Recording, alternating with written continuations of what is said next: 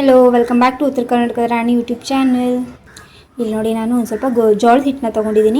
ಜೋಳದ ಹಿಟ್ಟಿಂದ ಇವತ್ತು ನಾನು ಚಕ್ಲಿನ ಮಾಡ್ಕೊತಾ ಇದ್ದೀನಿ. ಅದು ಹೇಗಂತ ನೋಡೋಣ. ಯಾವುದೇ ಹಿಟ್ಟನ್ನು ನಾನು ಎಕ್ಸ್ಟ್ರಾ ಆ್ಯಡ್ ಮಾಡ್ಕೊತಿಲ್ಲ, ಬರೀ ಜೋಳದ ಹಿಟ್ಟಿಂದ ನಾನು ಇವತ್ತು ಚಕ್ಲಿನ ಮಾಡ್ಕೊತಾ ಇದ್ದೀನಿ. ಫಸ್ಟಿಗೆ ರುಚಿಗೆ ಎಷ್ಟು ಬೇಕೋ ಅಷ್ಟು ಉಪ್ಪನ್ನ ಹಾಕೊಳ್ಳೋಣ. ಈ ಜೋಳದ ಹಿಟ್ಟನ್ನ ಕ್ವಾಂಟಿಟಿ ನೋಡ್ಕೊಂಡು ತೊಗೊಳ್ಳಿ.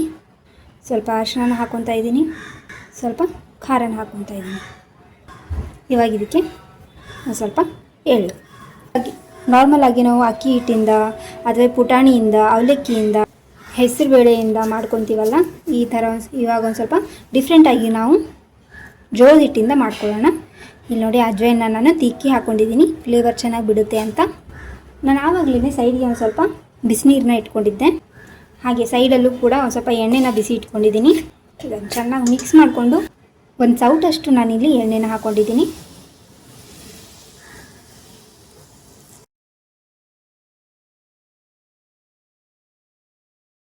ಇವಾಗ ಇದನ್ನು ಚೆನ್ನಾಗಿ ಮಿಕ್ಸ್ ಮಾಡ್ಕೊಳ್ಳೋಣ.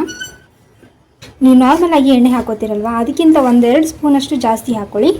ನಾವು ಇದನ್ನು ಒಂದು ಸ್ವಲ್ಪ ಜೋಳದ ಹಿಟ್ಟಿಂದ ಮಾಡ್ಕೊಳ್ಳೋದ್ರಿಂದ ಎಣ್ಣೆ ಇಲ್ಲಿ ಒಂದು ಸ್ವಲ್ಪ ಜಾಸ್ತಿ ಬೇಕಾಗುತ್ತೆ. ನಾರ್ಮಲ್ ಹಾಕ್ಕೊಳ್ಳೋದಕ್ಕಿಂತನೂ 1-2 ಸ್ಪೂನಷ್ಟು ಜಾಸ್ತಿ ಹಾಕ್ಕೊಳ್ಳಿ, ಅಷ್ಟೇ ಸಾಕು. ನೋಡಿ, ಇವಾಗ ಇದನ್ನು ಚೆನ್ನಾಗಿ ಮಿಕ್ಸ್ ಮಾಡ್ಕೊಂಡಿದ್ದೀನಿ. ಇಲ್ಲ, ನಾರ್ಮಲಾಗಿ ಮುಟ್ಕೆ ಮಾಡಿಕೊಂಡ್ರೆ, ಚಕ್ಲಿ ಹೇಗೆ ಮುಟ್ಕೆ ಮಾಡಿಕೊಂಡ್ರೆ ಅದು ಮುಟ್ಕೆ ಆಗುತ್ತಲ್ವ, ಆ ಥರ ಮುಟ್ಕೆ ಮಾಡಿಕೊಂಡ್ರೆ ಸಾಕು. ಸ್ವಲ್ಪ ನಾನು ನೀರನ್ನ ಜಾಸ್ತಿನೇ ಬಿಸಿ ಮಾಡ್ಕೊಂಡಿದ್ದೀನಿ. ನೀರನ್ನ ನಾವು ಒಂದು ಸ್ವಲ್ಪನೇ ಹಾಕ್ಕೊಂಡು ಚೆನ್ನಾಗಿ ಕಲಿಸ್ಕೊಂಡು ಹೋಗೋಣ. ಒಮ್ಮೆಲೆ ಹಾಕ್ಕೊಂಡ್ರೆ ಅದು ಅಳಸಾಗ್ಬಿಡುತ್ತೆ. ಇದನ್ನು ಪೂರ್ತಿಯಾಗಿ ನೀವು ಬಿಸಿನೀರಿಂದನೇ ಕಲಿಸ್ಕೊಂಡ್ಬಿಡಿ, ತಣ್ಣೀರನ್ನ ಯೂಸ್ ಮಾಡ್ಕೋಬೇಡಿ. ಶುಗರ್ ಇದ್ದವರು ನಾರ್ಮಲಾಗಿ ಅಕ್ಕಿ ತಿನ್ನೋದಿಲ್ಲ. ನಾವು ನಾರ್ಮಲಾಗಿ ಚಕ್ಲಿ ಮಾಡುವಾಗ ಅಕ್ಕಿ ಹಿಟ್ಟನ್ನ ಯೂಸ್ ಮಾಡ್ತೀವಲ್ವ, ಸೊ ಅವರಿಗಾಗಿ ಒಂದು ಸ್ವಲ್ಪ ಈ ಥರ ಜೋಳದ ಹಿಟ್ಟಿಂದ ಮಾಡಿಕೊಟ್ರೆ ಅವರಿಗೂ ಒಳ್ಳೆಯದು. ಇಲ್ಲಿ ನೋಡಿ, ಇವಾಗ ನಾನು ಇದಕ್ಕೆ ಇನ್ನೊಂದು ಸ್ವಲ್ಪ ಬಿಸಿ ನೀರನ್ನ ಹಾಕ್ಕೊತಾ ಇದ್ದೀನಿ. ಚೆನ್ನಾಗಿ ಇದನ್ನು ಕಲಿಸ್ಕೊಳ್ಳಿ. ನೋಡಿ, ಇನ್ನೊಂದು ಸ್ವಲ್ಪ ನಮಗೆ ನೀರು ಬೇಕಾಗುತ್ತೆ, ಅರ್ಧ ಕಪ್ಪಷ್ಟು. ಇಷ್ಟು ನೀರು ಸಾಕಾಗುತ್ತೆ. ಇದನ್ನು ಸ್ವಲ್ಪ ಚೆನ್ನಾಗಿ ಮಿಕ್ಸ್ ಮಾಡಿಕೊಂಡು ಇದನ್ನು ಇವಾಗ ಕೈಲಿ ಕಲಿಸ್ಕೊಳ್ಳೋದು ಬೇಡ, ತುಂಬ ಬಿಸಿ ಇರುತ್ತಲ್ವ. ಈ ಥರ ಒಂದು ಪ್ಲೇಟ್ನ ಮುಚ್ಚಿಬಿಟ್ಟು ಇದನ್ನು ಒಂದು ಸ್ವಲ್ಪ ನೆನೆಸ್ಕೊಳ್ಳೋಣ. ಇಲ್ಲಿ ನೋಡಿ, ಇವಾಗ ಒಂದು 5 ನಿಮಿಷ ಆಗಿದೆ. ಇದನ್ನು ನಾನು ತಿಕ್ಕೊತಾ ಇದ್ದೀನಿ.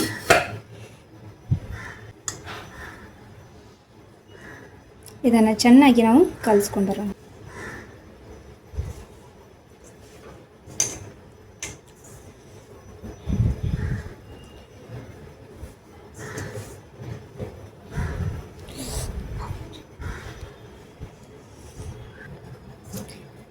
ಇಲ್ಲಿ ನೋಡಿ, ಇದನ್ನು ನಾನು ಸ್ವಲ್ಪ ಗಟ್ಟಿಯಾಗಿಯೇ ನಾದ್ಕೊಂಡಿದ್ದೀನಿ. ನಾನು ಬರೀ ಜೋಳದ ಹಿಟ್ಟಿಂದ ಮಾಡ್ಕೊಳ್ಳೋದ್ರಿಂದ ಜೋಳದ ಹಿಟ್ಟು ಒಂದು ಸ್ವಲ್ಪ ನಾದಿಟ್ಕೊಂಡ್ಮೇಲೆ ಅಳಸಾಗುತ್ತೆ. ಅದಕ್ಕಾಗಿ ನಾನು ಪೂರ್ತಿಯಾಗಿ ಮಾಡ್ಕೊಳ್ಳೋವರೆಗೂ ಇದು ಅಳಸಾಗಬಾರ್ದು ಅಂತ ನಾನು ಒಂದು ಸ್ವಲ್ಪ ಗಟ್ಟಿನೇ ಇಲ್ಲಿ ನಾದ್ಕೊಂಡಿದ್ದೀನಿ. ಇವಾಗ ಇದನ್ನು 1-2 ನಿಮಿಷ ನೆನೆಯೋದಕ್ಕೆ ಬಿಡೋಣ. ಇಲ್ಲಿ ನೋಡಿ, ನಾನು ಸೈಡ್ಗೆ ಒಂದು ಸ್ವಲ್ಪ ಎಣ್ಣೆನ ಬಿಸಿ ಇಟ್ಕೊಂಡಿದ್ದೀನಿ.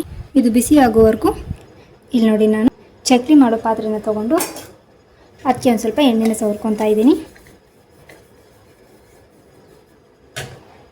ಇಲ್ಲಿ ನೋಡಿ, ಇವಾಗ ಕಲಸಿಟ್ಕೊಂಡಿರೋ ಒಂದು ಹಿಟ್ಟನ್ನ ಇಲ್ಲಿ ಹಾಕ್ಕೊತಾ ಇದ್ದೀನಿ.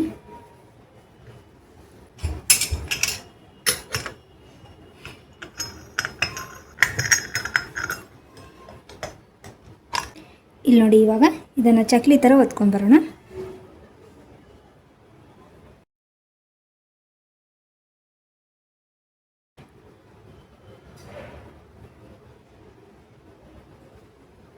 ಇಲ್ಲಿ ನೋಡಿ, ಎಷ್ಟು ನೀಟಾಗಿ, ಎಷ್ಟು ಚೆನ್ನಾಗಿ ಬಂದಿದೆ ಅಂತ. ಎಲ್ಲೂ ಮುರಿದಿಲ್ಲ, ಏನೂ ಆಗಿಲ್ಲ, ಎಷ್ಟು ಚೆನ್ನಾಗಿ ಬಂದಿದೆ ಅಂತ.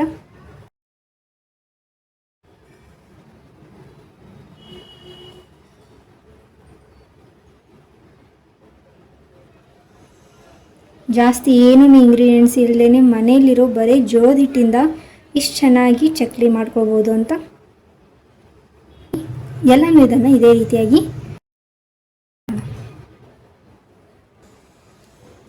ಇಲ್ಲಿ ನೋಡಿ, ಎಷ್ಟು ಚೆನ್ನಾಗಿ ಬಂದಿದೆ ಅಂತ.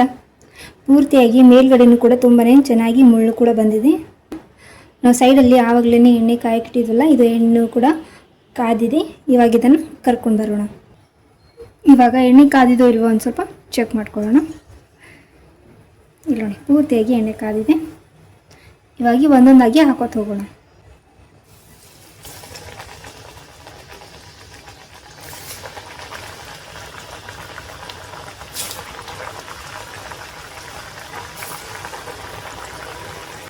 ಫ್ಲೇಮ್ನ ಲೋವಲ್ಲಿ ಇಟ್ಕೊಂಡು ಇದನ್ನು ಚೆನ್ನಾಗಿ ಫ್ರೈ ಮಾಡ್ಕೊಂಡು ಬರೋಣ.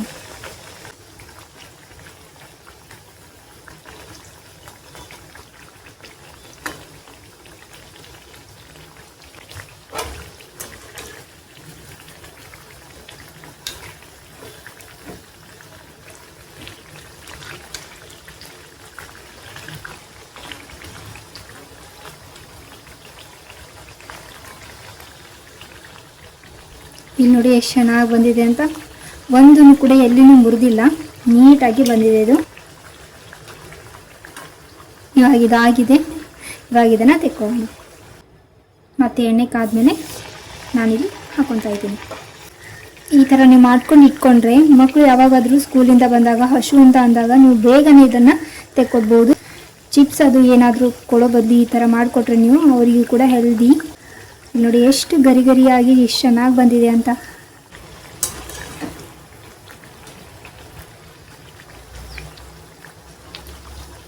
ಇಲ್ಲಿ ನೋಡಿ ಇವಾಗ ಇದು ರೆಡಿಯಾಗಿದೆ. ಇದನ್ನು ತೆಕ್ಕೊಳ್ಳೋಣ.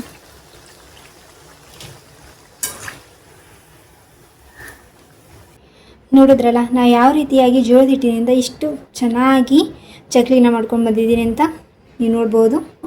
ಎಲ್ಲೂ ಇದು ಮುರಿಯೋದಿಲ್ಲ. ನಾನು ನಿಮಗೆ ಒಂದು 3 ತೋರಿಸ್ತೀನಿ ನೋಡಿ. ಎಷ್ಟು ಚೆನ್ನಾಗಿ ಒಳಗಡೆ ಕೂಡ ಫಳ್ಳಾಗಿ ಬಂದಿದೆ ನೋಡಿ. ಈ ಥರ ಒಂದು ಸ್ವಲ್ಪ ಡಿಫ್ರೆಂಟಾಗಿ ನೀವು ಜೋಳದ ಹಿಟ್ಟಿಂದ ಮಾಡಿಕೊಂಡ್ರೆ ಎಲ್ಲರೂ ಈ ಥರ ಒಂದು ಸ್ವಲ್ಪ ಡಿಫ್ರೆಂಟಾಗಿ ಜೋಳದ ಹಿಟ್ಟಿನಿಂದ ಒಂದು ಸಲ ಟ್ರೈ ಮಾಡಿ ಹೇಗೆ ಬಂದಿತ್ತು ಅಂತ ನನಗೆ ಕಮೆಂಟ್ ಮುಖಾಂತರ ತಿಳಿಸಿ. ಲೈಕ್ ಮಾಡಿ, ಶೇರ್ ಮಾಡಿ, ಹಾಗೆ ಉತ್ತರ ಕರ್ನಾಟಕದ ರಾಣಿ ಯೂಟ್ಯೂಬ್ ಚಾನಲ್ನ ಸಬ್ಸ್ಕ್ರೈಬ್ ಮಾಡ್ಕೊಳ್ಳೋದನ್ನು ಮರಿಬೇಡಿ. Thank you so much.